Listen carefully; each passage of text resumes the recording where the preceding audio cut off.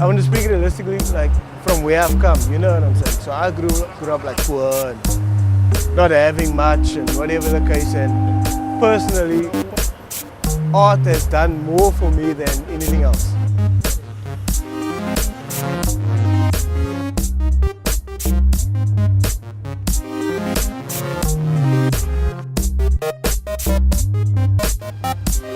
On the 22nd of December, 1988 is when I did my first graffiti piece. 23 long, hard years.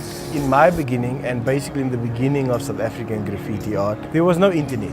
And the only way we could find out what was happening around the world was to write letters. I love to get letters in the mail, and I used to get quite a few letters from graffiti artists around the world. And I remember being really surprised to get letters from South Africa. A lot of effort was put into decorating the letter, and this is how we learned. These little tags were the influence which changed our direction, which changed our understanding, and very importantly, our style.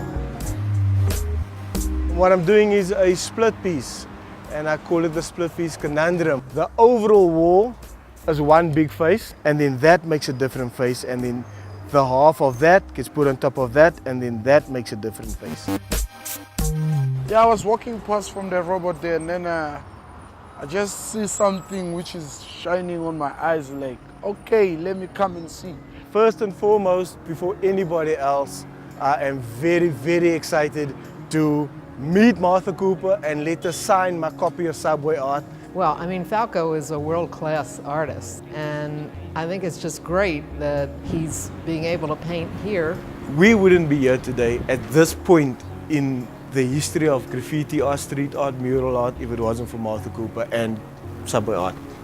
Before I go any further, will it be rude of me to ask if you can, Sign it right now. if you can upgrade the value of my Subway Art book to Gumtree worthiness? And the best part of it is I can walk away from this knowing that the person whose work I've admired my whole life, it's accentuated now so much, with my admiration for just how modest she is, like, my signature's not worth anything. That's unbelievable. Give me a kiss. There you You go. see, that's what happens when you're good looking.